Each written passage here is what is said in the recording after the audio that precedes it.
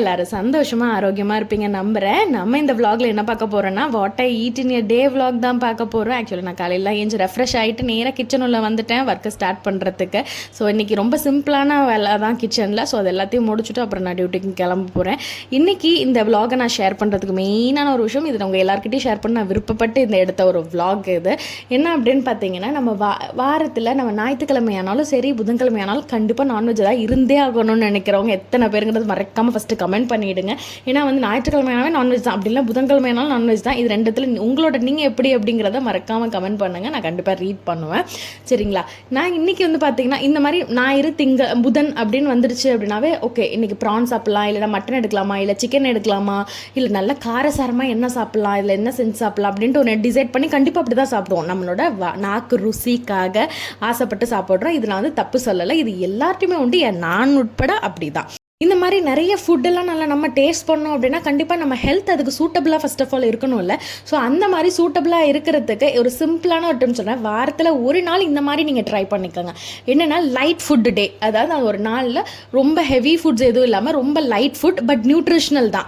அந்த நாளில் எந்த ஒரு நியூட்ரிஷனல் குறைபாடும் இல்லாமல் ஒரு நியூட்ரிஷ்னலான ஒரு டே ப்ளஸ் லைட் ஃபுட் டே அப்படின்னு எடுத்துக்கிற ஒரு நாள் தான் இன்றைக்கி உங்ககிட்ட ஷேர் பண்ண போகிறேன்.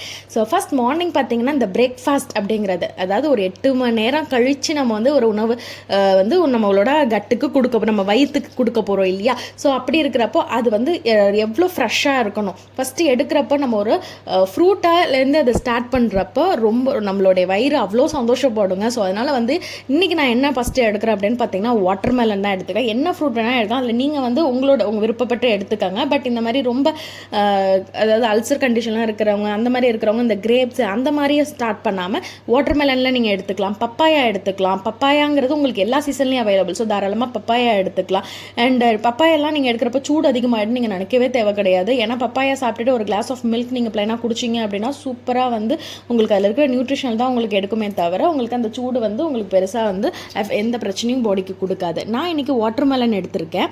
அண்ட் வந்து கூட என்ன எடுத்திருக்கேன் அப்படின்னு பார்த்தீங்கன்னா, அதாவது நட்ஸு, அதில் வந்து முந்திரி, வால்நட்டு. எப்போ பாதாம் நைட்டு ஊற வச்சு எடுத்துருவேன், நான் ஊற வைக்க மறந்துட்டேன். ஸோ அதனால் வந்து முந்திரி, வால்நட்டு, டேட்ஸ் வந்து ஒரு 4 டேட்ஸ் எடுத்திருக்கேன். ஸோ வச்சு வாட்டர் மெலன் முதல்ல சாப்பிட்ருவேன். சாப்பிட்டு முடிச்சுட்டு அதுக்கப்புறமா இந்த நட்ஸு, டேட்ஸு இது எல்லாத்தையும் முதல்ல சாப்பிட்டு முடிச்சுட்டு ஒரே ஒரு நாட்டுக்கோழி முட்டையை நல்லா பாயில் பண்ணி எடுத்துகிட்டு அந்த நாட்டுக்கோழி முட்டை பாயில் பண்ணதை சாப்பிட்டுடுவேன். சாப்பிட்டு முடிச்சுட்டு அதுக்கப்புறம் நான் சாப்பிட்ற ஒரு உணவு என்னென்னா சக்கரவள்ளி கிழங்கு எடுத்துக்கிறேன். ஆக்சுவலாக பார்த்திங்கன்னா இது எல்லா டைம் நம்ம இது கிழங்குல என்ன வேணால் நீங்கள் அது அந்த இடத்துல நீங்கள் மாற்றி கூட எடுக்கலாம். என்ன எடுக்கலாம் அப்படின்னு பார்த்தீங்கன்னா மரவள்ளி கிழங்கு எடுத்தால் கூட நீங்கள் மரவள்ளி கிழங்கு கூட நீங்கள் எடுத்து நீங்கள் அதுக்கு தகுந்த மாதிரி வேக வச்சு கூட நீங்கள் அந்த மாதிரி சாப்பிட்லாம். நான் இன்றைக்கி சக்கரவள்ளி கிழங்கு எடுத்துக்கிட்டேன். சக்கரவள்ளி கிழங்குல ஏகப்பட்ட பயன்கள் இருக்குங்க. பட் ஆனால் இது வந்து பார்த்திங்கன்னா ப்ளைனாக எடுத்த உடனே எம்டியாக சாப்பிடக்கூடாது, எம்டி ஸ்டொமக்கில் அந்த மாதிரி சாப்பிடக்கூடாது. பிகாஸ் இதுவுமே வந்து பார்த்திங்கன்னா இந்த பைனாப்பிள் இருக்கக்கூடிய அந்த டேனிங் மாதிரி காம்போனன்ட்ஸ்லாம் இதில் இருக்குது. ஸோ அதனால் வந்து ஒரு மாதிரி அந்த நம்மளுடைய ஸ்டொமக் வாலில் போய் அது கொஞ்சம் இரிட்டன் கொடுத்துரும். டேரெக்டாக நம்ம கொஞ்சம் சாப்பிட்டோம் அப்படின்னா அது வந்து ஆசிட் செக்ரேஷனை இன்னும் அதிகப்படுத்திடும். ஸோ அதனால் ஏதாவது ஃபுட்டு சாப்பிட்டு இந்த மாதிரி நான் வந்து நட்ஸு, இந்த முட்டை, இந்த ஃபஸ்ட்டு எடுத்தோன்னே இந்த வாட்டர் மெலன் இந்த மாதிரி ஃப்ரூட்ஸ் எல்லாம் சாப்பிட்டுட்டு நீங்கள் அதுக்கப்புறமா தான் நான் இதை சாப்பிடுவேன், சக்கரவள்ளி கிழங்கு.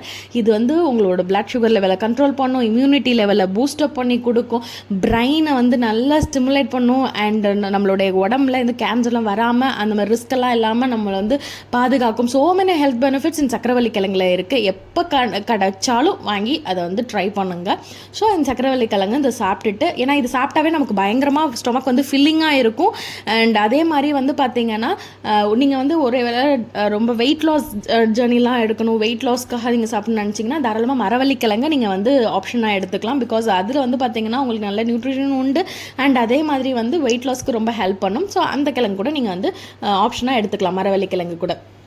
நான் இன்றைக்கி சக்கரவள்ளி கிழங்கு எடுத்துக்கிட்டேன். ஸோ இதெல்லாம் சாப்பிட்டு முடிச்சுட்டு ஒரு 11:30 போல் நான் என்ன பண்ணேன் அப்படின்னு பார்த்தீங்கன்னா ஒரு ஃப்ரெஷ் ஜூஸ் தான் எடுத்துக்கிட்டேன். அல்சர் அந்த மாதிரி கண்டிஷனுக்காக வேறு ஏதாவது ஒரு ஜூஸ் ஆப்ட் பண்ணிக்கோங்க. நான் வந்து இன்றைக்கி வந்து கிரேப் ஜூஸ் தான் எடுத்துக்கிட்டேன். இதுக்கு வந்து நல்லா ஃபஸ்ட்டே வந்து கிரேப்ஸை மட்டும் எப்போதுமே என்ன பண்ணணும், கொஞ்சமாக கல்லுப்பு அண்ட் மஞ்சத்தூள் கொஞ்சம் தண்ணியில் வார்மான வாட்டரில் போட்டு கொஞ்சம் நேரம் ஊற வச்சிட்டிங்கன்னா அதில் இருக்கக்கூடிய கிருமியெல்லாம் நம்ம ரிமூவ் ஆகிடும். அதுக்கப்புறம் தான் நம்ம கிரேப்ஸை யூஸ் பண்ணணும்.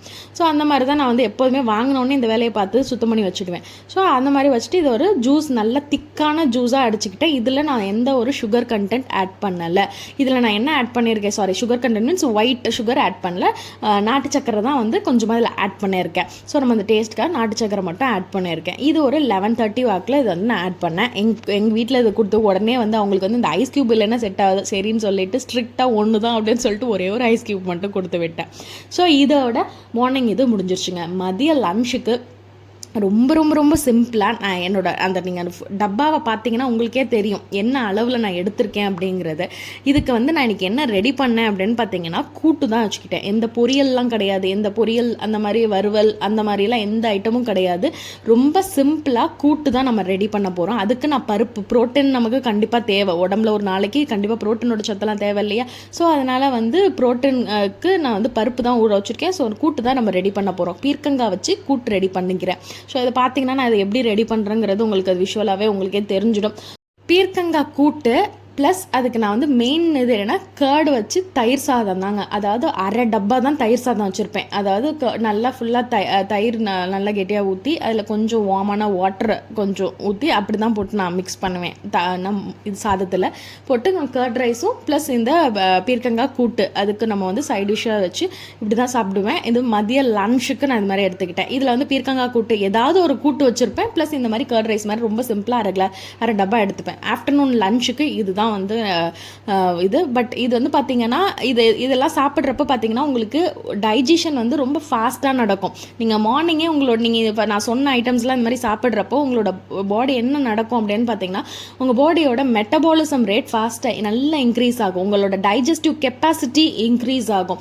ஏன்னா நிறைய பேர் பார்த்தீங்கன்னா எப்போ பாரு நம்ம இந்த மாதிரி சாப்பிட்டுட்டு இருக்கிறப்போ வாரத்தில் ஒரு நாள் நம்ம ரொம்ப லைட் ஃபுட்டாக இந்த மாதிரி ஒரு நாள் ஃபுல்லாக நம்ம இந்த லைட் ஃபுட்டில் எடுக்கிறப்போ நம்மளோட டைஜஷன் கெப்பாசிட்டி வந்து இன்க்ரீஸ் ஆக ஆரம்பிக்கும். ஸோ அது நல்லா இருந்தாவே அடுத்தடுத்து நாட்கள் வந்து நல்லாவே ஸ்மூத்தாக நமக்கு வந்து மூவ் ஆகி போகும். ஸோ அந்த மாதிரி தான் நான் வந்து எப்போதுமே ரெகுலேட் பண்ணுவேன். மதியம் இந்த தயிர் சாதமும் கூட்டும் எடுத்துக்கிட்டேன். அதுக்கப்புறமா ஈவினிங் போல் வந்து பார்த்திங்கன்னா ஒரு பொமக்ரானட் மட்டும் ஒரு கொஞ்சமாக உரிச்சு போட்டு ஒரு முக்கால் இது அளவுக்கு நான் கொஞ்சம் பொமக்ரானட் வந்து உரிச்சு போட்டு அதுதான் நான் வந்து ஈவினிங் ஒரு 5 o'clock போல் நான் சாப்பிட்டேன். இதுதான் ஈவினிங். இது நைட்டுக்கு டேரெக்டாக நான் என்ன சாப்பிட்டேன் அப்படின்னு பார்த்தீங்கன்னா மீல் மேக்கர் இருக்குல்ல, இந்த வெயிட் லாஸ்லாம் ஜேர்னியில் இருக்கிறவங்க மீல் மேக்கர் எடுத்துக்கலாம். பிகாஸ் அதில் வந்து நிறைய ப்ரோட்டீன்ஸ் உண்டு, ஃபேட் ரொம்ப கம்மி. ஸோ அதனால் மீல் மேக்கர் வச்சு ரொம்ப மசாலாஸ் இல்லாமல் ரொம்ப லைட்டாக காரம்லாம் அதிகமாக இல்லாமல் ரொம்ப கம்மியான மசாலாஸில் நான் வந்து மீல் மேக்கர் கிரேவி மாதிரி பண்ணி ஒரே ஒரு தோசை மட்டும் ரெடி பண்ணிக்கிட்டு ஜஸ்ட் அவ்வளோதான். அதோட என் டின்னரையும் முடிச்சிட்டேன். ஸோ வாரத்தில் ஒரு நாள் நம்ம வந்து இந்த மாதிரி ஒரு லைட்டான ஃபுட், இதில் வந்து லைட் ஃபுட் பட் ரொம்ப ரொம்ப நியூட்ரிஷ்னலான ஃபுட் தான். இதில் ஒரு நாளைக்கு என்ன நியூட்ரிஷன் தேவையோ அது எல்லாமே நமக்கு கிடைக்கும். அட் சேம் டைம் நமக்கு கொடுத்த எல்லாமே பார்த்திங்கன்னா ஃபாஸ்ட்டாக டைஜஸ்ட் ஆகி நம்மளோட டைஜஸ்டிவ் கெப்பாசிட்டி என்ன ஆகும்னா இன்க்ரீஸ் ஆகும். நம்ம ரெகுலராக நம்ம என்ன பண்ணுவோம்னா எப்போதுமே கொஞ்சம் ஹெவியான ஃபுட்டெல்லாம் நம்ம வந்து எடுத்துப்போம். மதியமும் சம்டைம்ஸ் ரைஸ் சாப்பிடுவோம், நைட்டும் சம்டைம்ஸ் கெட்டின ரைஸ் சாப்பிடுவோம், காலையிலையும் பார்த்திங்கன்னா இட்லி தோசை அந்த மாதிரி நிறைய நமக்கு வந்து ஹெவியாக போடுவோம். இன்றைக்கி நம்ம வந்து எடுத்துக்கிற எல்லாமே ரொம்ப ரொம்ப லைட்டான இதில் குவான்டிட்டியில் எடுத்துக்கிறப்போ நம்மளோட டைஜஸ்டிவ் கெப்பாசிட்டி இன்க்ரீஸ் ஆகும் கண்டிப்பாக.